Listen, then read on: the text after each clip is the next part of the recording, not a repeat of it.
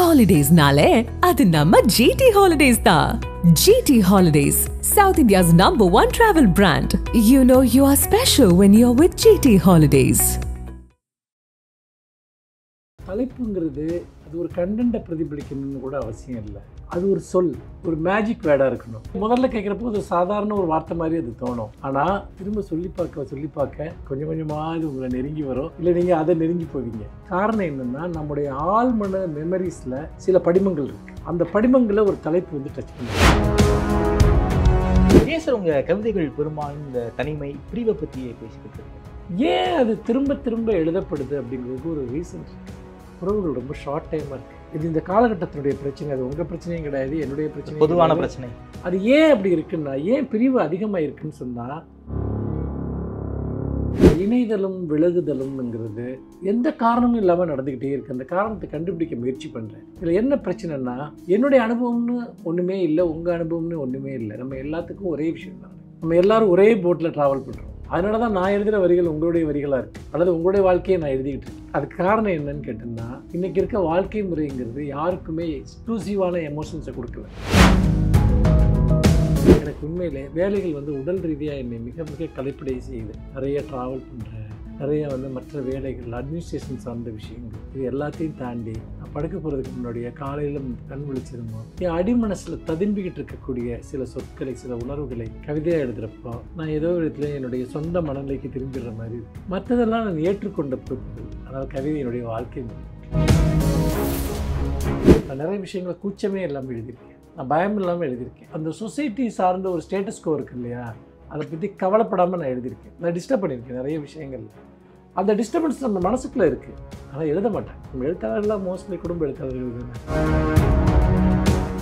ஆதமேயர்களுக்கு அன்பு வணக்கம். இன்று நம்மோடு கவிஞரும் எழுத்தாளருமான திருமிகு மனுஷபுத்திரன் அவர்கள் இருந்தார்.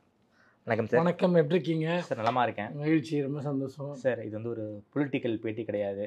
நீங்கள் வந்து என்னோட சண்டை போட வேண்டியதில்லை, நீங்கள் வந்து வாக்குவாதம் பண்ண வேண்டியதில்லை. உங்களுடைய கவிதை பயணத்தை பற்றி தான் நான் வந்து கேட்கணுன்னு நினைக்கிறேன் சார். உங்களுடைய டைட்டில்ஸ் வருஷம் நீங்கள் வந்து ஒரு கவிதை தொகுப்பு ரிலீஸ் பண்ணுறீங்க. அந்த டைட்டில் வந்து ரொம்ப ரொம்ப வித்தியாசமாக இருக்குது. ஃபார் எக்ஸாம்பிள், அலெக்சா நீ என்னை காதலிக்கிறாயா, மிஸ் யூ, உன்னை யாரும் அணைத்து கொள்ளவில்லையா. இந்த வருஷம் அதுவும் ரொம்ப ரொம்ப சாதாரண டைட்டில் தான். ஆனால் உங்களுடைய கவிதை தொகுப்புக்கு தலைப்பாக வரும்போது அது ரொம்ப பிரம்மாண்டமாக எனக்கு தெரியுது. நாளை என்பது உன்னை காணும் நாள் அப்படின்னு ஒரு தலைப்பு கொடுத்துருக்கீங்க. குறிப்பாக எப்படி சார் ஒரு கவிதை தொகுப்புக்கான தலைப்பை எங்கேருந்து எடுக்கிறீங்க? உங்களுடைய கவிதை தொகுப்புடைய தலைப்புகள் எல்லாமே ரொம்ப ரொம்ப வித்தியாசமாக இருக்குது. நீரால் ஆனது, ரூபத்தன் ருசி அப்படின்னு ரொம்ப ரொம்ப வித்தியாசமான தலைப்புகள். இது எங்கேருந்து சார் இந்த தலைப்பை முதல்ல பிடிக்கிறீங்க? உதாரணமாக வந்து தி. ஜானகிராமனுடைய நாவல் தலைப்புகள் சிலற்றை யோசிச்சு பாருங்கள்.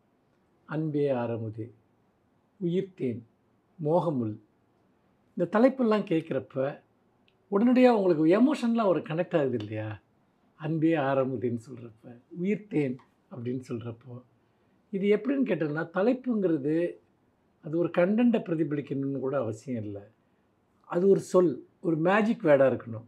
நீங்கள் சொன்ன மாதிரி முதல்ல கேட்குறப்போ அது சாதாரண ஒரு வார்த்தை மாதிரி அது தோணும். ஆமாம். ஆனால் திரும்ப சொல்லி பார்க்க கொஞ்சம் கொஞ்சமாக அது உங்களை நெருங்கி வரும், இல்லை நீங்கள் அதை நெருங்கி போவீங்க. காரணம் என்னென்னா, நம்முடைய ஆழ்மன மெமரிஸில் சில படிமங்கள் இருக்குது. அந்த படிமங்களை ஒரு தலைப்பு வந்து டச் பண்ணணும். ஓகே. அப்படி பண்ணும்படியான தலைப்புகள். இப்போ உதாரணமாக வந்து யாரும் முன்னே அணைத்து கொள்ளவில்லையா, இந்த கேள்வி இருக்கு இல்லையா? இப்போ நம்ம வந்து பொதுவாக ஒரு விஷயம் கேட்போம். நீ வந்து சாப்பிட்லையான்னு கேட்போம், நீ தூங்கலையான்னு கேட்போம், அண்ணா இல்லை நீ வேலைக்கு போறியான்னு கேட்போம், அல்லது நீ வந்து என்ன பண்ணிகிட்ருக்கேன்னு கேட்போம், கல்யாணம் ஆகிடுச்சான்னு கேட்போம். ஆனால் ஒரு மனுஷன் ஒரு அரவணைப்புக்காக, அணைப்புக்காக ஏங்குவாங்கிறத யாரும் யோசிக்கிறதே இல்லை. சாப்பிட்டியான்னு கேட்குற நீ, உன்னை யாரும் அணைச்சிக்கிட்டாங்களா அப்படின்னு கேட்குறதே இல்லை. மனிதனுடைய ரொம்ப ரொம்ப அடிப்படையான தேவை இந்த ஒரு டோன் இருக்கு இல்லையா? உன்னை யாருமே ஹக் பண்ணிக்கலையா அப்படின்னு கேட்குறது, உள்ளுக்குள்ளே போய் அப்படின்னு இருக்கான்.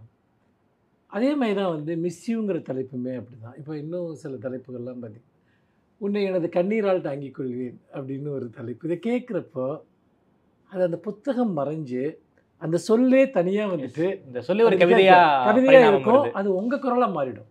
உங்கள் மனசுக்குள்ளே இருக்க ஒரு குரலை வந்து ஒரு தலைப்பு வெளிப்படுத்தணும். உங்கள் மைண்டுக்குள்ளே இருக்கக்கூடிய ஒரு பெருமூச்சை, ஒரு கண்ணீரை அது வெளிப்படுத்தணும். காதல் கதைகளும் அவமானத்தின் கதைகளும்னு ஒரு புத்தகத்துக்கு தலைப்பு வைக்கிறேன். காதல் கதைகளை பற்றி சொல்கிற ஒருத்தன் என் அவமானத்தின் கதைகளை சேர்த்து சொல்கிறான். 2 பிரிக்க முடியாத ஒன்று, காதலும் அவமானம். அப்போது நம்முடைய மொத்தமான அனுபவங்கள் இருக்கு இல்லையா, அதில் எங்கேயாவது ஒன்று அது டச் பண்ணணும். இப்போ இந்த தலைப்பு நீங்கள் எடுத்துங்க, நாளை என்பது உன்னை காணும் நாள். நான் ஒரு தலைப்புக்காக நான் ரொம்ப போராடுவேன். என்னுடைய அவ்வளவு கவிதைகள், இந்த தொகுப்பில் இருக்கக்கூடிய கிட்டத்தட்ட 1160 கவிதைகளையும் திரும்ப திரும்ப படிச்சுட்டே இருக்கேன். எனக்கு தேவையான தலைப்பு வரமாட்டேங்குது. ஒரு 50 தலைப்பு வச்சு பார்த்துருப்பேன். ஒரு கவிதைக்குள்ளே கடைசியில் ஒரு வரியாக இந்த தலைப்பு ஒழிஞ்சிருந்தது. நாளைங்கிறது உன்னை பார்க்குற நாள் தான் அப்படின்னா, அப்போ பார்க்குறேன்னா எனக்கு நாளை வரலன்னு அர்த்தம். ஓகே, நான் அந்த ஸ்டேட்டஸ்க்கு அப்படியே மெயின்டைன் ஆகுது. நான் அதே பொசிஷனில் அப்படியே இருக்கேன். எனக்கு வாழ்க்கையில் எந்த மாற்றமுமே நடக்கலை, எந்த புதுமையும் நடக்கலை. என் லைஃப் மூவ் ஆகவே இல்லை. உன்னை பார்க்குறது தான் என் லைஃப் மூவ் ஆகிறதுக்கான ஒரு விஷயம். அப்போது இதுக்குள்ளே ஒரு மியூசிக் இருக்குது. நீங்கள் பார்க்கலாம், நாளை என்பது உன்னை காணும் நாள். இது வெறுமனே சொல் மட்டும் இது பொருள் மட்டும் கிடையாது. அந்த டோன் இருக்கு இல்லையா, தலைப்புக்கு வந்துட்டு ஒரு டோன் இருக்கும். அந்த டோன் வந்து என்னுடைய டோன் கிடையாது, அது ஒரு காமன், ஒரு கலெக்டிவ் மைண்டோட ஒரு டோன் அது. அந்த மாதிரி தலைப்புகள் நீண்ட, இப்போ ஜெயகாந்தனோட உன்னை போல் ஒருவன் யோசிப்பார், டக்குன்னு அது நம்ம மனசுக்குள்ள ஒரு இமேஜினேஷன். அது என்ன மாதிரி ஒருத்தன் உன்னை போல் ஒருவன் அப்படிங்கிறப்ப அந்த மாதிரியான தலைப்புகள் வந்து மிக நீண்ட காலம் வந்து பார்த்திங்கன்னா மனதில் தங்கக்கூடிய தலைப்புகள். அது ஒரு மேஜிக் வேர்டு. நான் சுருக்கமாக சொல்லணும்னா, தலைப்புங்கிறது ஒரு மேஜிக் வேர்டு. அந்த மேஜிக் வேர்டு உங்களுக்கு கிடச்சிருச்சுன்னா அதுதான் அந்த புத்தகத்தினுடைய கண்கள், அதுதான் அந்த புத்தகத்தினுடைய முகம். ஓகே, அது வந்து கேட்டோன்னு வந்து அது உங்கள் மனசில் பதியணும். அது உங்கள் மனசில் அது வந்து பார்த்திங்கன்னா அப்படியே வந்து ஒட்டிக்கணும் உங்கள் மனசில். அதுக்கு காரணம் அந்த கவிஞனோட திறமை கிடையாது. ஒரு கல்ச்சுரலாக சில வார்த்தைகளுக்கு ரொம்ப வந்துட்டு ஒரு அந்த மீனிங் எக்ஸ்பேண்ட் ஆகிக்கிட்டே இருக்கும். ஒரு பொருள் வந்து அங்கேயே ஸ்டாட்டிக்காக இருக்கக்கூடாது. அதுங்க திரும்ப திரும்ப சொல்கிறப்ப வேறு வேறு மீனிங் உங்களுக்கு வந்துக்கிட்டே இருக்கும். ஓகே, இப்போ அலெக்ஸா நீ என்னை காதலிக்கிறாய், அந்த தலைப்பு நான் எங்கேருந்து எடுக்கிறேன், ஒரு ஒரு ஒரு ஆர்டிக்கல் படிக்கிறேன். அப்போ அந்த அலெக்ஸா அந்த இதில் வந்து பார்த்திங்கன்னா ஆப்பில் இந்த உலகத்தில் நிறைய பேர் அதுக்கிட்ட கேட்ட கேள்வி ஆர் யூ லவ் மீங்கிறது தான்.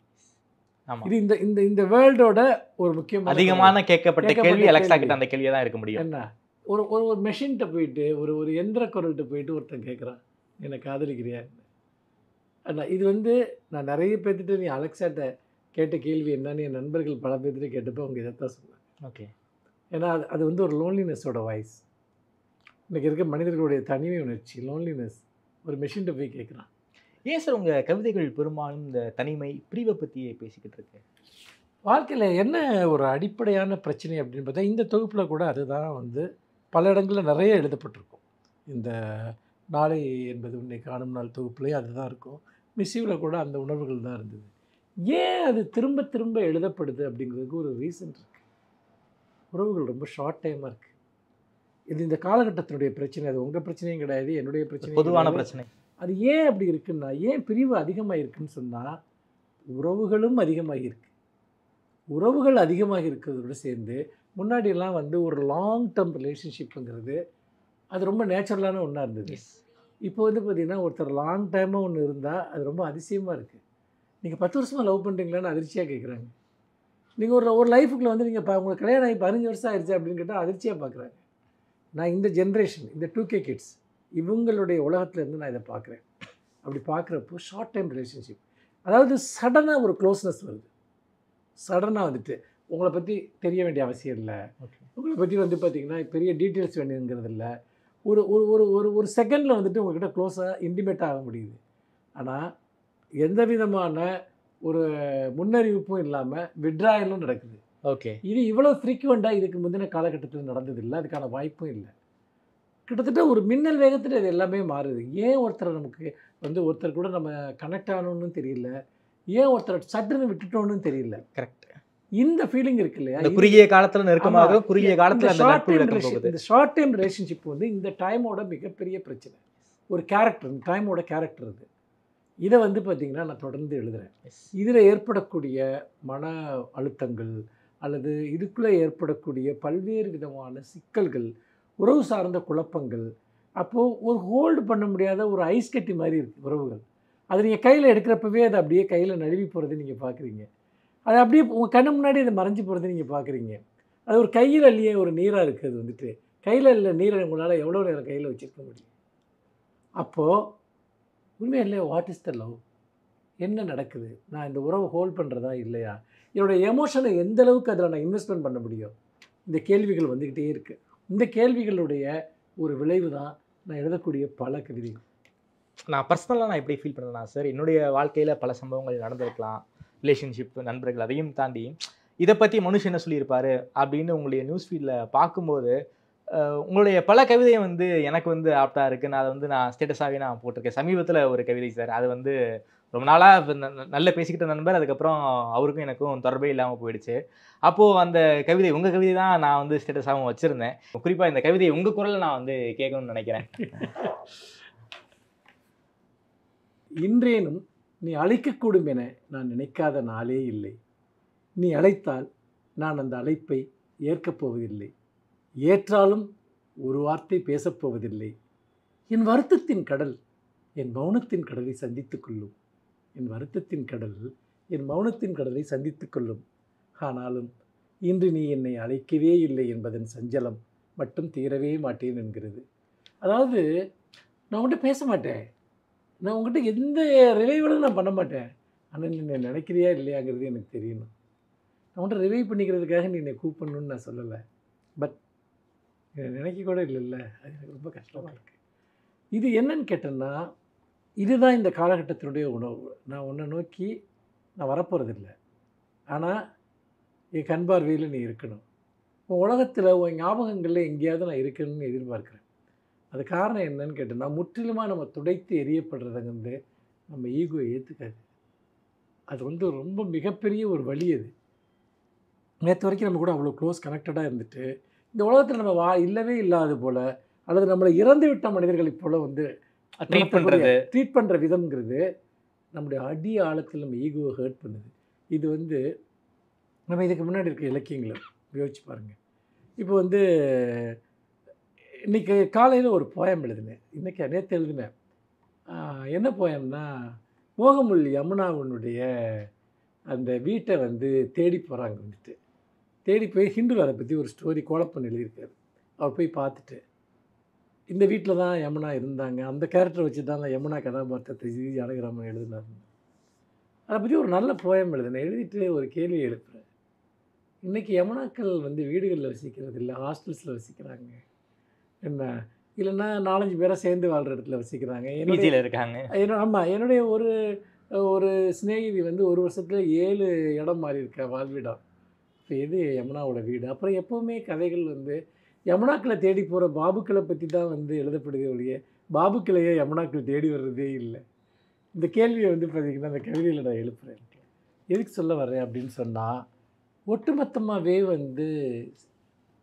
இணைதலும் விலகுதலும்ங்கிறது எந்த காரணமும் இல்லாமல் நடந்துக்கிட்டே இருக்குது. அந்த காரணத்தை கண்டுபிடிக்க முயற்சி பண்ணுறேன். இதில் என்ன பிரச்சனைன்னா, என்னுடைய அனுபவம்னு ஒன்றுமே இல்லை, உங்கள் அனுபவம்னு ஒன்றுமே இல்லை. நம்ம எல்லாத்துக்கும் ஒரே விஷயம் தான் நடக்குது. நம்ம எல்லோரும் ஒரே போட்டில் ட்ராவல் பண்ணுறோம். அதனால தான் நான் எழுதுகிற வரிகள் உங்களுடைய வரிகளாக இருக்குது, அல்லது உங்களுடைய வாழ்க்கையை நான் எழுதிக்கிட்டு இருக்கேன். அதுக்கு காரணம் என்னன்னு கேட்டோம்னா, இன்றைக்கி இருக்க வாழ்க்கை முறைங்கிறது யாருக்குமே எக்ஸ்க்ளூசிவான எமோஷன்ஸை கொடுக்கல.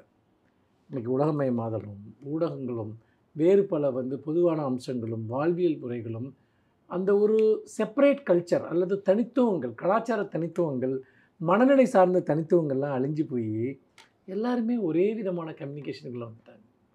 எப்படி ஒரு 100 பேர் ஒரே மாதிரி ஹேர் ஸ்டைல் பண்ணியிருக்காங்களோ, அதே மாதிரி தான் மைண்டும் ஒரே விதமான மேக்கப்புக்குள்ளே வந்துருச்சு. நான் என்ன பண்ணுறேன்னா, இந்த காமன் மைண்ட் மேக்கப் இருக்கு இல்லையா, இதைத்தான் நான் எழுத முயற்சி பண்ணுறேன். அதை எப்படி சார் அந்த ட்ரெண்ட் செட் பண்ணுறீங்க? குறிப்பாக இளைஞர்கள், குறிப்பாக 2K கிட்ஸ், 90s கிட்ஸ், இவங்களுடைய மைண்ட் செட்டை ஃபீல் பண்ணுற அளவுக்கு எப்படி சார் அவங்களோட நீங்கள் ட்ராவல் பண்ணுறீங்க? குறிப்பாக அரசியல் பணி, பதிப்பக பணி, அதையும் தாண்டி ஈவினிங்கில் டிபேட்ஸு, எப்படி சார் அவங்களோட அந்த சமகால ஜென்ரேஷனோட உங்களோட எப்படி சார் பொருந்தி போக முடியுது? இல்லை, இப்போ நான் என் வாழ்க்கையில் நான் வயோதிகம்னு ஒன்று உணர்ந்ததே கிடையாது. அது என் மைண்ட் செட்லேயே இல்லை, என் பிளட்லேயே அது இல்லை. நான் 20 வயசில் எப்படி இருந்தனோ அதே மாதிரி தான் இன்றைக்கும் இருக்கேன். என் ஆட்டிடியூட்டில் எந்த சேஞ்சும் கிடையாது. நான் பேசுகிற விதத்தில் எந்த சேஞ்சும் கிடையாது. மற்றவங்கள ஜட்ஜ் பண்ணுறதுல எந்த சேஞ்சுமே இல்லை. இன்றைக்கும் நிறைய இளைஞர்கள் கூட நான் ஒர்க் பண்ணுறேன், வேலை செய்கிறேன். அவங்க யாருக்கிட்டையாவது நான் சில பேர்கிட்ட கேட்டிருக்கேன், என்கிட்ட நீங்கள் ஒரு ஜென்ரேஷன் கேப் ஃபீல் பண்ணுறீங்களான்னு. ஒருத்தர் கூட அப்படி ஒரு விஷயத்த சொன்னதே இல்லை. அதுக்கு காரணம் என்னென்னா, வயசாகுதுங்கிறது வந்து பார்த்திங்கன்னா ஒரு விதத்தில் மனிதர்களுடைய தோல்வியாக நான் அதை பார்க்குறேன். வாழ்க்கையில் நீங்கள் அதிகமாக வந்து தோல்வி அடைஞ்சிக்கிட்டே இருக்கப்போ எமோஷனலாகவும் மற்ற விதங்கள்லையும் வாழ்க்கையின் மீது சலிப்பு வர வர, வாழ்க்கையின் மீது உங்களுக்கு ஒரு விலகல் வர வர உங்கள் வயோதிகம் உங்கள் தோற்றத்தில் வர ஆரம்பிக்கும், உங்கள் அணுகுமுறையில் வர ஆரம்பிக்கும். நான் வந்து எந்த தோல்வியுமே நான் அக்செப்ட் பண்ணிக்கிட்டது இல்லை. அதுக்கு பதிலாக வந்து பார்த்திங்கன்னா நான் தொடர்ந்து மேலும் மேலும் லைஃப்பை இன்டென்ஸாக நான் வாழக்கூடிய ஒரு ஆளாக தான் நான் இருந்திருக்கேன். எனக்கு லைஃப்பில் எவ்வளோ கிடைச்சாலும் எனக்கு போதாது. நான் மேலும் மேலும் இன்டென்ஸாக வாழக்கூடிய ஒரு ஆள். அதாவது வாழ்க்கை என் மீது எதை திணிக்குதோ நான் அதை எடுத்து தொடர்ந்து போராடிக்கிட்டே இருக்கேன். வாழ்க்கை எனக்கு வந்து பார்த்திங்கன்னா ஒரு கோப்பை நஞ்சை கொடுத்ததுன்னா அந்த நஞ்சை நான் குடிக்க மாட்டேன்னு நான் பிடிவாதமாக அடம் பிடிக்கக்கூடிய ஒரு ஆளாக இருந்திருக்கேன். அப்போ என்னென்னா, இன்றைக்கி இருக்க ஒரு இளைஞர்களோட மனநிலையில் என்ன விதமான பதட்டங்கள் இருக்கோ அதே தான் எனக்கு இருக்குது. எனக்கு வந்து அனுபவங்கள் இல்லைனா வந்து கசப்புகளில் இருந்து நான் எதையுமே நான் கற்றுக்க விரும்பலை. ஓகே. நீங்கள் அதிகமாக கற்றுக்கிறீங்களோ அப்போவே நீங்கள் வந்து தோல்வி அடைய ஆரம்பிச்சிடுறீங்க, களைச்சி போக ஆரம்பிச்சிங்க. நான் ஏன் கற்றுக்கணும்? என்னை 100 பேர் ஏமாற்றலாம், நான் 101வது ஆளை நான் அப்பவும் நம்புவேன். என்னை 100 பேர் வந்து பார்த்திங்கன்னா என்னை புறக்கணிச்சிருக்கலாம். 101வது ஆளோட அன்பை நான் நம்புவேன் வந்துட்டு. ஏன்னா அப்படி நம்புறதன் மூலமாக தான் நான் முதுமை அடையாமல் நான் என்னை தக்க வச்சுக்கிறேன். குறிப்பாக நீங்கள் வந்து எல்லா நாளுமே கவிதை எழுதுறீங்க, எல்லா நாளுமே உங்களுடைய கவிதையை வந்து ஃபேஸ்புக்கில் வந்து ஷேர் பண்ணுறீங்க. உங்களுக்குன்னு தனிப்பட்ட ஒரு பணிகள் இருக்குது. அதையும் தாண்டி சென்னை மாநகராட்சியுடைய நூலகக்குழுவில் மிக முக்கியமான பொறுப்பில் இருக்கீங்க. ஒரு மிகப்பெரிய அரசியல் கட்சியுடைய ஒரு செய்தி தொடர்பாளராக இருக்கீங்க. ஈவினிங்ஸ் ஆனால் டிவி டிபேட்ஸில் பேசுகிறீங்க. இவ்வளவுக்கு மத்தியிலையும் எப்படி சார் உங்களுக்கு வந்து கவிதை எழுதுவதற்கு நேரம் கிடைக்குது? நேரத்தை தாண்டியும் அந்த படைப்பூக்கத்துக்கான மனநிலை இவ்வளவு ஸ்ட்ரெஸ்ஸாக இருக்குது, இவ்வளவு பணிச்சூழல் இருக்குது, அதையும் தாண்டி எப்படி சார் அந்த படைப்பூக்கத்தோட தொடர்ச்சியாக நீங்கள் எழுதிக்கிட்டு இருக்கீங்க? நான் என்னுடைய எல்லா வேலைகளையுமே படைப்பூக்கத்தோடு தான் செய்கிறேன். இப்போ இந்த போஸ்ட்டில் அஸ் ஏ சேர்மனாக நான் க்ரியேட்டிவாக என்னென்ன பண்ண முடியுமோ, இதுவரைக்கும் இந்த துறையில் நடக்காத பல சாதனைகள் பண்ணியிருக்கீங்க. அதுக்கு காரணம் வேறு ஒன்றுமே இல்லை, இந்த பேசிக்கான க்ரியேட்டிவ் மைண்டு தான். என்னுடைய டிபேட்ஸில் கூட நீங்கள் பார்க்கலாம், நான் கையாளுற மொழி, என்னுடைய அப்ரோச், என்னுடைய லாஜிக் இதெல்லாம் டோட்டலி டிஃப்ரெண்ட்டாக இருக்கும்.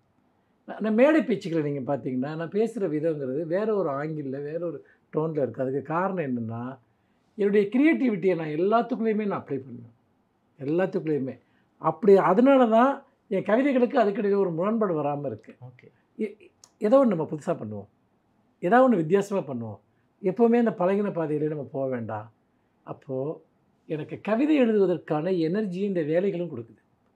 நான் க்ரியேட்டிவிட்டியை வந்து பரந்த தளத்தில் நான் எக்ஸ்பெரிமெண்ட் பண்ணிகிட்டே இருக்கேன். நீங்கள் எழுத்தில் மட்டுமே பண்ணிகிட்டே இருந்தீங்கன்னா நீங்கள் ரொம்ப டயர்டாகிடுவீங்க. எழுத்து வந்து ஒரு கட்டத்தில் ரொம்ப சலிப்பூட்டக்கூடிய ஒன்று. நான் இவ்வளோ வருஷமாக எழுதுகிறேன். தமிழில் வந்து நான் எவ்வளோ கவிதை எழுதியிருப்பேன்னு நினைக்கிறீங்க? 12,500 கவிதை எழுதியிருக்கேன். இப்போ வர்ற இந்த நாளை என்பது உன்னை காணும் நாள் என்னுடைய 53வது கலெக்ஷன். 12,500 கவிதைகள் நான் செக் பண்ணிட்டேன். ஒரு இதில் வந்து பார்த்திங்கன்னா ஒரு நாட்டை சேர்ந்த ஒருத்தர் 6,600 கவிதைகள் எழுதியிருக்கார். அதுதான் உலகத்திலே அதிகமாக எழுதப்பட்ட கவிதைகள்னு ஏதோ ஒரு இதில் பார்த்து நான் அதை தாண்டி அப்படியே டபுளாக எழுதியிருக்கேன். தமிழில் கம்பரே 10,000 பாட்டு தான் எழுதினார் இருந்துச்சு. என்னன்னா இப்போ இதை வந்து பார்த்திங்கன்னா ஒரு தகவலை தான் நான் சொல்கிறேன். ரெண்டாவது, அது நானே எழுதி வைத்து கொண்ட ஒன்று இல்லை, அது இன்றைக்கி பல்லாயிரக்கணக்கான இளைஞர்களை இன்ஃப்ளூயன்ஸ் பண்ணியிருக்கு. அதை படிக்கிறாங்க, ஷேர் பண்ணுறாங்க. உங்களை மாதிரி இளைஞர்கள் எமோஷனலாக கனெக்ட் ஆகிட்டாங்க. காரணம் என்னென்னா, நான் என்னுடைய குரலை ரெஃப்ளெக்ட் பண்ணுறதுக்காக எழுதலை. நான் ஒரு கல்ச்சுரல் வாய்ஸ், நான் ஒரு டைமோட வாய்ஸ், நான் ஒரு ஜென்ரேஷனோட வாய்ஸ். நான் வந்து 90ஸில் எழுதுகிறப்போ 90ஸில் இருந்த 90s கிட்ஸோட வாய்ஸாக இருந்தேன். நான் 2000க்கு அப்புறம் எழுதுகிறப்போ 2K கிட்ஸோட வாய்ஸாக நான் மாறுறேன். அப்போ என்னன்னு கேட்டிங்கன்னா, காலம் மாறுறப்போ அந்த கால மாற்றத்தோடு சேர்ந்து என்னுடைய மனம், அணுகுமுறைகள் எல்லாமே மாறுது. லைஃப்பை வந்து நான் ரொம்ப உற்று பார்க்கக்கூடிய ஒருத்தனாக இருக்கேன். எனக்கு ஜட்ஜ்மெண்ட்ஸ் கிடையாது எந்த விஷயத்துலையுமே. நீங்கள் எப்படி இருக்கீங்க, எப்படி இல்லைங்கிறத பற்றி எனக்கு எந்த தீர்ப்பும் கிடையாது. எனக்கு நீங்கள் எப்படி இருக்கீங்கன்னு மட்டும் பார்ப்பேன். நீங்கள் வாழ்க்கையை எப்படி கையாளுறீங்க, வாழ்க்கை உங்களை எப்படி கையாளுது, இதுதான் என் கவிதைகளினுடைய ரொம்ப அடிப்படையான ஒரு விஷயமாக இருக்குது. அதற்கு பதிலாக என்னுடைய நம்பிக்கைகளை மட்டுமே நான் எழுதுகிற ஆளாக இருந்திருந்தால் நான் எங்கேயோ நின்று போயிருந்திருப்பேன். எல்லாம் ரொம்ப குறைவாக தான் எழுதியிருக்கேன்.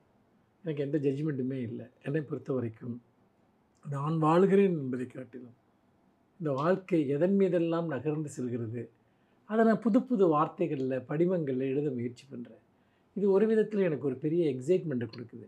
இப்போ நீங்கள் கேட்குறீங்க இல்லையா, நீங்கள் வந்து எப்படி இந்த வேலைகளுக்கு நடுவில் இந்த மனநிலையை தக்க வச்சுக்கிறீங்கன்றது. எனக்கு உண்மையிலே வேலைகள் வந்து உடல் ரீதியாக என்னை மிக மிக களைப்படை செய்யுது.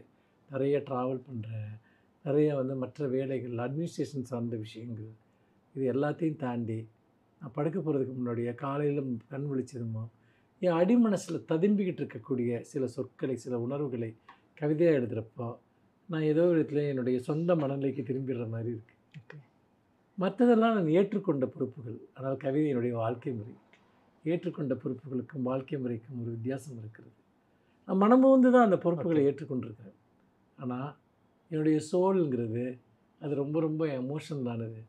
அதுக்குள்ள அன்பு, காதல், கருணை, காமம் எல்லாமே சேர்ந்து ஒரு பெரிய கடல் ததும்பிட்டே இருக்கு. அந்த கடல்லேருந்து நான் வந்து அந்த உப்பை ஒரு துளி எனக்கு டெய்லி சுவைச்சாதான் எனக்கு வந்து பார்த்திங்கன்னா வாழ்க்கைக்கு திரும்பி வந்த மாதிரி ஒரு ஃபீல் இருக்கும். ஓகே சார், நீங்கள் ரொம்ப ரொம்ப ஷார்ட்டான கவிதையை நீங்கள் எழுதியிருக்கீங்க. கிட்டத்தட்ட ஒரு 3 பக்கம் 4 பக்கம் போகிற அளவுக்கான ஒரு மிக நீண்ட கவிதையும் எழுதியிருக்கீங்க. அந்த அந்த அடர்த்தியை எது சார் தீர்மானிக்குது? அது எனக்கு தெரிஞ்சதே இல்லை. அது இந்த உங்களுக்கு அந்த கேள்வி இருக்க மாதிரியே எனக்கு இருக்குது. எனக்கு சில சமயத்தில் 3 வரி எழுதணுன்னு இது போதும்னு தோணிடும். சில இதை வந்து பார்த்திங்கன்னா எக்ஸ்பிளைன் பண்ணணும்னு தோணும். அந்த அன்னைக்கு அந்த நேரத்தில் இருந்த என்னுடைய மனநிலை, அந்த கண்டென்ட் கொடுக்கக்கூடிய ஸ்கோப், சில இது ஒரு ஃப்ளாஷ் மட்டும் போதும்னு தோணும். இப்போ உதாரணமாக எனக்கு ஜென் கவிதைகள் ரொம்ப பிடிக்கும். அந்த ஹைக்கூ சார்ந்த அந்த ஜென் போய்ட்ரிலாம் பார்த்திங்கன்னா ஒரு 3-4 வரியில் ஒரு மூடை அப்படியே கேப்சர் பண்ணுவாங்க. ஒரு சீசன், ஒரு மனநிலை வந்துட்டு அப்படி எழுத எனக்கு ரொம்ப பிடிக்கும். ஆனால் சில இது ரொம்ப நரேட்டிவாக விரிவாக வந்துட்டு எழுதணும்னு தோணும். அப்படி எழுதுகிறப்போ வந்து எழுத எழுத எழுத அது உள்ளுக்குள்ளார வந்துட்டு ஒவ்வொரு விஷயமா அன்ஃபோல்ட் ஆகிக்கிட்டே இருக்கும். அது ஒரு வேற ஒரு எக்ஸைட்மெண்ட் அது. ஸோ எனக்கு வந்து அது அந்த ஐடியா மனசில் வந்து அந்த அந்த ஸ்பார்க் வருது இல்லையா, அந்த ஸ்பார்க் தான் அதை முடிவு பண்ணுது. ஓகே, ஸ்பார்க் மட்டும் இல்லை, அன்றைய தினத்தில் அந்த விஷயத்தை என்னுடைய அன்றைய மனநிலையும் உடல்நிலையும் எப்படி பார்க்குது, இவ்வளோதான் மேட்ரு. ஓகே, அப்படி பார்க்குறப்போ வந்து எனக்கு நீண்ட கவிதைகள் எழுதணுன்னோ இல்லை குறுகிய கவிதைகள் எழுதணும்னா எந்த திட்டமும் கிடையாது. இன்றைக்கு எது சாத்தியப்படுதோ அதை எழுதுகிறேன். ஓகே, அதாவது இன்றைக்கி எவ்வளோ தூரம் பறக்க முடியுமோ அவ்வளோ தூரம் பறப்பேன். அவ்வளோதான் விஷயம். தொடர்ச்சியாக உங்களுடைய கவிதைகள் நிறைய வாசிக்கப்படுது, அதிகமாக ட்ரெண்ட் ஆக்கப்படுது. நீங்கள் ஏதாவது ஒரு கவிதை ஒன்று எழுதுனீங்கன்னா சோஷியல் மீடியாவில் ட்ரோல் பண்ணும் விதமாக அது அப்படியே ட்ரெண்ட் ஆகுது. இதெல்லாம் நீங்கள் எப்படி சார் என்ஜாய் பண்ணுறீங்களா? அது ஒரு விஷயத்துக்கு வந்து ஒரு உயிர் இருக்கிறதுனால தான் அது ட்ரெண்ட் ஆகுது. அதுக்கு ஒரு எக்ஸிஸ்ட் இருக்கிறதுனால தான் அது ட்ரெண்ட் ஆகுது. அது வந்து நிறைய பேருக்கு வந்து நெகட்டிவாவோ பாசிட்டிவாவோ கனெக்ட் ஆகிறதுனால தான் அது ட்ரெண்ட் ஆகுது. இப்போது யாருக்குமே வந்து கனெக்ட் ஆகாத ஒரு ஃபீலிங், நீங்கள் ஒருத்தவங்க என்னை திட்டக்கூட செய்யலாம். அப்படி திட்டிருக்காங்க நிறையா. சில கவிதைகள்லாம் வச்சுக்கிட்டு ட்ரோல் பண்ணியிருக்கானுங்க, பயங்கரமாக அட்டாக் பண்ணுவானுங்க. இந்த பாய் பெஸ்டி பற்றின ஒரு கவிதை வந்து ஜெயமோகன் ஒரு மிகப்பெரிய கட்டுரையெல்லாம் எழுதினார் உங்களுக்காக. அதெல்லாம் வந்து ஒரு விதத்தில் அவருடைய கட்டுரை இலக்கியத்தோட எந்த சம்மந்தமும் இல்லாத ஒரு கட்டுரை அது. ஆனால் அந்த கவிதை ஏன் அவ்வளோ பேரை பாதிச்சுது, ஏன் அவ்வளோ பேருக்கு அதோட இன்ட்ராக்ட் பண்ணாங்கன்னா அது ஒரு ரியாலிட்டி, அது ஒரு நியூ ரியாலிட்டி. ஆயிரக்கணக்கான ஒரு பாய் பெஸ்டியாக இருக்கான். ஆனால் பாய் பெஸ்டியோட குரல் எங்கேயுமே வந்துட்டு யாருமே எழுதலை. பாய் பெஸ்டிக்காக ஒருத்தர் பேச வருவாங்கிறத பாய் பெஸ்டியை யோசிச்சிருக்க மாட்டான். ஒரு எல்லாருக்குள்ளேயும் ஒரு பாய் பெஸ்டி இருக்கான். ஒருத்தன் ஒரு பொண்ணோட லவராக இருப்பான், சேம் டைம் இன்னொரு பொண்ணு கூட பாய் பெஸ்டியாக இருந்துக்கிட்டு இருப்பான். இதை வந்து பார்த்திங்கன்னா எப்படி நீங்கள் வந்து ஜட்ஜ் பண்ணுவீங்க? அப்படி பார்க்குறப்போ பாய் பெஸ்டிங்கிறது ஒரு அப்ரோச், பாய் பெஸ்டிங்கிறது ஒரு ஹேண்டிலிங். அது வந்து இந்த செஞ்சுரியினுடைய ஒரு மோடு. அதை ஒருத்தருமே எழுதலை, நான் எழுதுகிறேன். அப்போ சில பேர் கில்ட் ஆகுறான், சில பேர் அவனை எக்ஸ்போஸ் பண்ணப்பட்ட மாதிரி டென்ஷன் வருது. சில பேருக்கு வந்து பார்த்திங்கன்னா இந்த கண்டென்ட் அவங்களால எதிர்கொள்ள முடியல. ஆனால் அதை ஒருத்தன் வந்து பார்த்திங்கன்னா எந்த ஒரு கூச்சமும் இல்லாமல், நான் இந்த வார்த்தையை நான் ரொம்ப கவனமாக பயன்படுத்துகிறேன். நான் நிறைய விஷயங்களை கூச்சமே இல்லாமல் எழுதியிருக்கேன், நான் பயம் இல்லாமல் எழுதியிருக்கேன். அந்த சொசைட்டி சார்ந்த ஒரு ஸ்டேட்டஸ் கோ இருக்குது இல்லையா, அதை பற்றி கவலைப்படாமல் நான் எழுதியிருக்கேன். நான் டிஸ்டர்ப் பண்ணியிருக்கேன் நிறைய விஷயங்களில். அந்த டிஸ்டர்பன்ஸ் நம்ம மனசுக்குள்ளே இருக்குது, ஆனால் எழுத மாட்டாங்க. ஓகே, நம்ம எழுத்தாளர்கள்லாம் மோஸ்ட்லி குடும்ப எழுத்தாளர்கள் தானே, ஃபேமிலி ரைட்டர்ஸ் தானே. எனக்கு வந்து பார்த்திங்கன்னா அதுக்கு நான் நேர் எதிரான ஒரு ஆள். ஒருத்தன் வந்து நீ எதை வந்து பார்த்திங்கன்னா நீ எக்ஸ்போஸ் ஆகிடாமல் மறைச்சிக்கிட்டு இருக்கியோ, நீ இப்போ இதை தானே மறைச்சிக்கிட்டு இருக்கான்னு சொல்கிறது இருக்கு இல்லையா, அது ஒரு த்ரில் இருக்குது சார். குறிப்பாக உங்களுடைய கவிதைகளில் பெண்களுடைய ஒரு ஆள் மனசு, அவருடைய வெளிப்பாடு நிறையவே தெரியுது. அதை வந்து புனைவுகளில் பார்க்கும்போது பாலகுமாரன் ரொம்ப அழகாக கையாண்டிருப்பார். அதன் காரணமாக அவருக்கு வந்து பெண் வாசகர்கள் நிறைய பேர் இருந்தாங்க. கிட்டத்தட்ட பாலகுமாரன் ஒரு புனைவில் என்ன பண்ணாரோ அதை நீங்கள் வந்து கவிதைகளில் பண்ணிக்கிட்டு இருக்கீங்க. எப்படி சார்? இது ஒரு நல்ல நான் வந்து பாலகுமாரனையும் உங்களையும் கம்பேர் பண்ணி ஏற்றுக்கிறீங்களா? நான் கண்டிப்பாக அக்செப்ட் பண்ணுவேன். அதை ஏன் அக்செப்ட் பண்ணுவேன்னா, நான் என்னுடைய யங் ஏஜில் பாலகுமாரனோட மிக தீவிரமான ஒரு வாசகனும் நான் இருந்திருக்கேன். அவருக்கு எனக்கு தனிப்பட்ட பழக்கம் இல்லை. ஒரு சில சமயங்கள் சந்திச்சது புக் ஃபேரில் தவிர்த்து. ஆனால் பாலகுமாரன் உருவாக்கின பெண்கள் இருக்காங்கல்ல, அவங்கெல்லாம் ரொம்ப மானசீகமாக என்னுடைய இளம் வயதில் என்னை ரொம்ப ஆகர்ஷிச்சிருக்காங்க. அந்த பெண்கள்கிட்ட வந்துட்டு ஒரு துணிச்சல் இருக்கும், ஒரு கம்பீரம் இருக்கும், ஒரு ரொம்ப இன்டென்ஸான ஒரு ஃபீல் இருக்கும் அவங்கக்கிட்ட. எனக்கு அந்த மாதிரி பெண்கள் வந்து ரொம்ப பிடிக்கும். அவங்க எப்போவுமே ஒரு இண்டிபெண்ட்டாக இருக்கிறதுக்காகவும், ஒரு லவ்வோட எக்ஸ்ட்ரீம் எண்டில் யோசிக்கக்கூடியவங்களாகவும் அவங்க இருப்பாங்க. ஒரு மேட்னஸோட இருக்கக்கூடிய நிறைய பெண் கதாபாத்திரங்களை பாலகுமாரன் எழுதியிருப்பார். ஒரு விதத்தில் அது சரிதான். ஆனால் என்ன விஷயம்னு கேட்டிங்கன்னா, கவிதைக்குள்ளார பெண்கள் தங்களை என்னுடைய கவிதைக்குள்ளே கனெக்ட் பண்ணிக்கிறதுங்கிறது எனக்கு அது மேலே அவங்க மேலே வந்து பார்த்திங்கன்னா ஒரு ஒரு டீப் ஒரு எம்பதி இருந்திருக்கு, ஒரு கன்சர்ன் இருந்திருக்கு. கன்சர்ன் நான் அதை சொல்ல விரும்புகிறேன். ஒரு அக்கறை இருந்திருக்கு எனக்கு. இப்போ உதாரணமாக என்னுடைய ஒரு கவிதை இருக்குது, 100 ரூபாய் வீழ்ச்சி அப்படின்னு ஒரு கவிதை. அதாவது ஒரு பொண்ணு சண்டை போட்டுட்டு வீட்டை விட்டு வெளியே வந்துடுவோம். இனிமேல் இந்த வீட்டுக்கு திரும்பியே வரக்கூடாது, அது யார் கூட சண்டை போடுறேன்னா அதை எழுதியிருக்க மாட்டேன். இந்த வீட்டுக்கு திரும்பி வரக்கூடாதுங்கிற இதோட பேக் எடுத்துகிட்டு வெளியே கிளம்பி வந்துடுவான். வந்து கொஞ்சம் தூரம் நடந்தோன்னா தான் தெரியுது நான் பர்ஸில் 100 ரூபாய் கூட இல்லைங்கிறது. இப்போ என்ன பண்ணுறதுன்னு தெரில அவளுக்கு. காரில் இதுலேயுமே அவள்கிட்ட காசு இல்லை. அவர் பஸ்ஸு பிடிக்கணும், ஒரு ஆட்டோ பிடிக்கணும், எங்கேயாவது போகணும். திரும்பி வந்து வீட்டுக்குள்ளே போக முயற்சி பண்ணுவாள். வீட்டை உள்ளே லாக் பண்ணிப்பாங்க. அந்த படியில் உட்காந்துட்ருப்பாள். அப்போ அதனுடைய ஒட்டுமொத்தமான போராட்டமும் அந்த 100 ரூபாய் முன்னாடி வீழ்ச்சி அடைஞ்சிருச்சு அப்படின்னு அவளுக்கு தோணும். இந்த கவிதைகள் நிறைய பேருக்கு வந்து ஒரு பெரிய தாக்கத்தை ஏற்படுத்துச்சு. எதுக்கு சொல்ல வரேன்னா, அது ஒரு கன்சர்ன். அது ஒரு கையில் காசு இல்லாதப்போ ஒரு பொண்ணு வந்து எவ்வளோ நிராதரவாக ஃபீல் பண்ணுவாங்க. ஒரு ஆண்கிட்ட கையில் காசு இல்லாமல் இருக்கிறதுக்கு ஒரு பெண்கிட்ட காசு இல்லாமல் இருக்கிறது ரொம்ப வித்தியாசம் இருக்குது. இந்த மாதிரியான ஏரியாஸ் இருக்கு இல்லையா, அதாவது யாருக்கிட்டையும் சொல்ல முடியாத விஷயம், யாருமே தொடாத ஏரியாவும் கூட. இன்னும் சொல்ல போனால் பெண்களுடைய வாழ்க்கையில் அவங்க ஷேர் பண்ணவே முடியாத ரொம்ப இன்டெப்த்தான சில எமோஷன்ஸ் எல்லாம் நான் எழுதியிருக்கேன். காரணம் என்னென்னா, அவங்களுடைய உலகத்தை நான் தொடர்ந்து பயந்துகிட்டு இருந்திருக்கேன். அவங்க கூட நான் தொடர்ந்து உரையாடிக்கிட்டே இருந்திருக்கேன். இன்னும் சொல்லப்போனால் அவங்க என்கிட்ட வந்து பார்த்திங்கன்னா என்னை சந்திக்கிற வாசகர்கள், என்னுடைய சிநேகிதிகள், நண்பர்கள் எல்லாருமே என்கிட்ட ரொம்ப கம்ஃபர்ட்டாக இருந்திருக்காங்க. பெண்களோட உலகத்தை எழுதுறதுக்கு எண்ட்லெஸ்ஸான ஒரு பெரிய ஒரு கிரவுண்டு ஒன்று இங்கே இருக்குது. ஃபிசிக்கலாக, மென்டலாக எவ்வளவோ விஷயங்கள் இருக்குது. நான் அதை வந்து பார்த்திங்கன்னா தொடர்ந்து எழுதிட்டே இருக்கேன். அதை ஏன் எழுதுகிறேன் அப்படின்னு சொன்னால், ஒரு பெண்களை பற்றி நான் எழுதுகிற உணர்வு அப்படின்னு நான் அதை சொல்ல மாட்டேன். அந்த சமயத்தில் நான் ஒரு பெண்ணாக வாழ்கிறேன். அந்த எழுதுகிற சமயத்தில் நான் ஒரு விமனாக நான் வந்து எந்த எக்ஸ்ட்ரீமுக்கு அந்த ஃபீலிங்கை வாழ முடியுமோ வாழ்கிறது முடியாது. என்னுடைய பெண்களை பற்றி நான் எழுதின கவிதைகளை வந்து உங்களால் ஒரு 1000 கவிதைகளை நீங்கள் தொகுக்க முடியும். பெஸ்ட்டு கவிதைகளை தொகுக்க முடியும். அவ்வளோ எழுதியிருக்கேன். வந்துட்டு எல்லா பருவத்தில் இருக்க பெண்களையும் எழுதியிருக்கேன். சிறுமிகள்லேருந்து, ரொம்ப வயசானவங்கள்லேருந்து, யங் கேர்ள்ஸ்லேருந்து, திருமணமான மிடில் ஏஜ் பெண்கள்லேருந்து, எல்லாருடைய உலகத்தில் இருக்கக்கூடிய வலிகள், வேதனைகள், கனவுகள், கற்பனைகள், வீழ்ச்சிகள், பதட்டங்கள், அது எல்லாத்தையுமே எழுதியிருக்கேன். காரணம் என்னென்னா அது எல்லாத்தையுமே கூட இருந்து பார்த்துட்ருக்கேன். சார், நீங்கள் எழுதின கவிதைகளில் உங்களுக்கு தி பெஸ்ட் அப்படி எல்லாமே தி பெஸ்ட் தான், உங்களுக்கு மனசுக்கு நெருக்கமான கவிதைகள்லாம் நீங்கள் சார் சொல்லுவீங்க? நிறைய இருக்கலாம். நீங்கள் 2000 கவிதை எழுதியிருக்கீங்க. ஒரு 12,500 கவிதைகள் எழுதியிருக்கேன். தெரில, நான் என்னுடைய பெஸ்ட்டு போயமை என்ன எழுதிட்டேன்னாலும் எனக்கு தெரில. அது ஒரு போதாமை மனசில் எப்பவும் இருக்கும். அப்புறம் எழுதிட்டு மறந்துடுவேன். அது வந்து எனக்கு ஞாபகத்திலே இருக்காது. எனக்கு அது அன்றாட பணிகளில் ஒன்று அப்படிங்கிற மாதிரியான சில கவிதைகள் வந்து எழுதுகிற தருணத்தில் நான் மிகப்பெரிய மன எழுச்சி அடைஞ்சிருக்கேன். நான் அதைத்தான் என்னுடைய ரொம்ப க்ளோஸான கவிதைகள்னு சொல்ல முடியும். உங்களுக்கு க்ளோஸான கவிதை என்ன? அதாவது அது எப்படின்னு கேட்டேன்னா, அந்த எழுதுகிற டைமிங்ன்றது மற்ற கவிதைகள் எழுதுகிற மாதிரி இருக்காது. அது ஒரு மேட்னஸோட உச்சக்கட்டத்துக்கு நம்மளை எடுத்துகிட்டு போவோம். அப்படி பார்த்தோம்னா கிளிக்காவியம், நான் வந்து அதை இப்போ விகடனில் வந்து ஒரு பெரிய அளவுக்கு அந்த கவிதையை பப்ளிஷ் பண்ணாங்க. 15-16 பக்கம். நான் 3 கிளிகள் நான் வந்து வளர்த்தேன் ஒரு காலகட்டத்தில். அந்த கிளிகளோட வாழ்க்கையில் நடக்கிற விஷயங்களை வந்து ஒரு லாங் போயமாக எழுதினேன். அதை எழுதுனது எனக்கு ஒரு பயங்கரமான ஒரு எக்ஸைட்மெண்ட் வந்து உருவாக்குச்சு.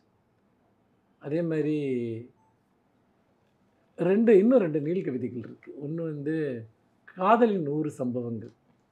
ஒருத்தர் லவ் பண்ணுறப்போ உங்கள் வாழ்க்கையில் 100 சம்பவங்கள் நடக்கும். என்னென்னு 100 சம்பவங்களையும் எழுதினேன். அதை எழுதுனது ஒரு பெரிய எக்ஸைட்மெண்ட். இன்னொன்று இந்த இயர் பிகினிங்கில் குமுதத்தில் ஒரு தொடர் எழுதினேன், பிரிவின் 100 சம்பவங்கள். காதலின் 100 சம்பவங்கள்னால் பிரிவுக்கு 100 சம்பவம் இருக்கணும்ல. அது வாரம் வந்து 10 சம்பவங்கள் எழுதி கொடுக்கணும். 10 வாரம் எழுதினேன். ஒவ்வொரு வாரமும் எழுதுகிறப்போ என் மனநிலை வந்து மிகப்பெரிய அளவுக்கான ஒரு டார்க்னஸ்குள்ளே போச்சு. அது நான் ரொம்ப சிக்காவேன். பொதுவாக வந்து ரொம்ப இன்டென்ஸாக எழுதுகிற பீரியடில் எனக்கு ஃபிசிக்கலி நான் சிக்காயிடுவேன். ஆனால் 1160 கவிதைகள் எழுதியிருக்கேன். வாழ்க்கையுடைய ரொம்ப நுட்பமான விஷயங்கள் மட்டும் இல்லை, சீசன்ஸ், ஒவ்வொரு பருவத்தையும் நான் இன்டென்ஸாக எழுதுவேன். இப்போ பனி, மழை இதெல்லாம் பற்றி எழுதிட்டு இருக்கேன். இந்த தொகுப்பில் பார்த்திங்கன்னா சம்மர் பற்றி அவ்வளோ கவிதைகள் இருக்குது. கோடை காலத்தில் நம்ம மனம் அடையக்கூடிய பல்வேறு விசித்திரமான மாற்றங்கள். அப்புறம் வந்து அந்த வசந்த காலம் வர்றப்போ எப்படி நம்ம மனசு அப்படி லகுவான ஒன்றுக்குள்ளே ட்ராவல் பண்ணுது. ஒருத்தரை வந்து நம்ம நேசிக்கிறது கூட கோடை காலத்தில் நேசிக்கிற மாதிரி நம்ம குளிர்காலத்தில் நேசிக்கிறது இல்லை, குளிர்காலத்தில் நேசிக்கிற மாதிரி நம்ம வந்து ஒரு வசந்த காலத்தில் நேசிக்கிறது இல்லை. அப்போது அந்த சீசன்ஸ் பற்றி நான் நிறைய எழுதியிருக்கேன் தொடர்ந்து. இந்த வருஷம் இந்த தொகுப்பில் நீங்கள் பார்த்தீங்கன்னா அந்தந்த பருவ காலங்கள் பற்றின அந்த பருவகால மனநிலைகள் அதை பற்றி நிறைய கவிதைகள் அதில் இருக்குது.